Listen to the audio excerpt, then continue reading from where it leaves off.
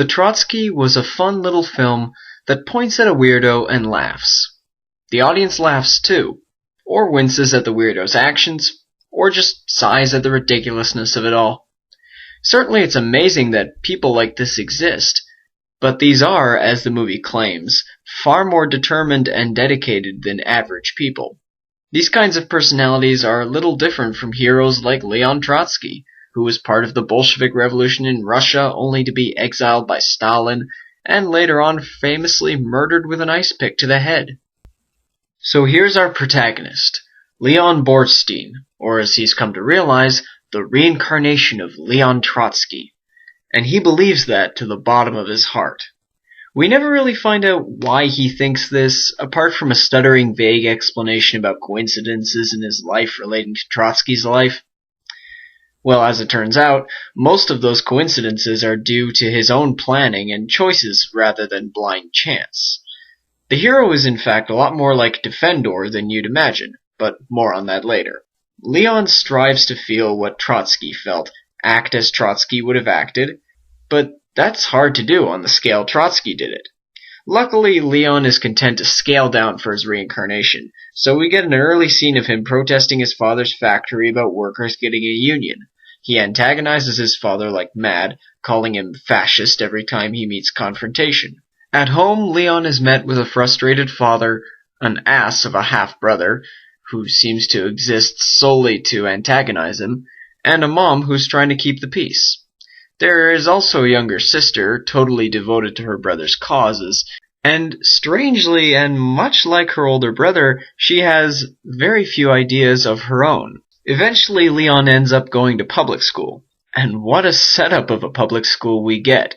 We get an uptight vice principal, and as if we didn't think she was uptight enough, they also gave her a British accent, and a smug and sadistic principal played by Colm Feore. Leon is devastated by what he sees. Lord of mercy, no student union? He sees this as a chance to live out another part of his previous life, and rallies new friends in a cause that completely upstages the initial setup. Seriously, the movie takes a complete turn to the left, and focuses on moral lessons rather than looking at Leon's antics and trying to make sense of them. Now, I'd be pretty dishonest if I said I didn't like watching Jay Baruchel play out this absurd character. He's funny, playing a confused 17-year-old that is sure of only one thing. He must be Leon Trotsky in mind, body, and soul.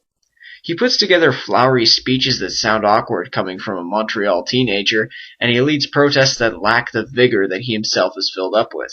The movie also finds time to poke fun at Ben Mulroney, which I appreciated, the French Canadians, and how Trotsky's life and achievements are reduced to 9 sticky notes on a wall. As much as he is a stereotype in the highest degree, I liked Colm Feore's portrayal of the principal. His mannerisms, humor, and overall malice channel the spirit of the Deans in Animal House and Ferris Bueller's Day Off, or the headmaster in The History Boys for a more contemporary comparison.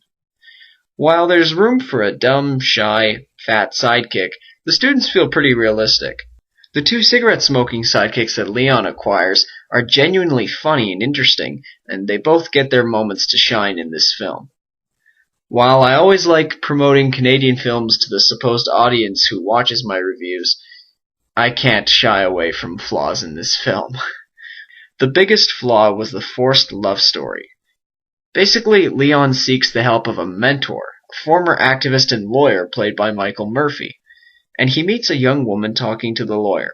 When he finds out her name is Alexandra and she's around 9 years older than him, he falls in love with her on the spot and asks her to marry him. Well, more like tells her to marry him.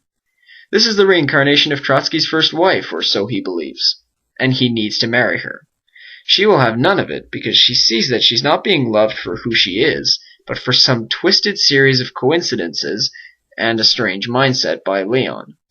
The writers never treat this with the attention or the arguments it deserves, but just use it as any love story is used. Granted, it is brought up by Alexandra once, but it never goes anywhere. They never address that Leon is just living a fantasy, and this girl who he knows next to nothing about is just an intended pawn in his game. And he clearly and openly admits that he's going to have a second wife later on in his life, So whether she falls in love with him in return or not means nothing to him. Yeah, it's a comedy, but still, these are people's lives we're talking about. This girl's life seems to mean nothing to Leon, and it also doesn't seem to mean much to herself either. Was she just gonna stick around until he disposes of her? How masochistic do you have to be to live with that? The fact that this part of the story is so Hollywood-like and stereotypical, it just knocked the movie down a few notches for me. Even more so because the movie never truly addresses what the hell this guy's gonna do with his life. How's he gonna get assassinated at the exact age Trotsky was when he got the ice pick treatment? Is he gonna overthrow a government? Is he gonna live his whole life this way? The movie just leaves that out in the air in favor of tackling the more conventional issues of apathetic students using their voices to get what they feel is owed to them. The Trotsky has its moments for sure, but it really is a flawed film that ultimately leaves us wondering more than we should. I know we're supposed to laugh, sigh, and shake our heads, or maybe I just did. But did they really think Leon can just go out in the world as it is today and relive Trotsky's achievements? Hell, I doubt Trotsky himself couldn't do half the stuff he did in today's world. We're either bored or apathetic, or so this movie claims. And there is a moment of really interesting power when Leon turns around after getting a whole series of students to act in his revolution, but he realizes that they did it more out of fun and apathy than the genuine feelings that he seems to be feeling. Or are they that genuine? Unfortunately for us, we never find out.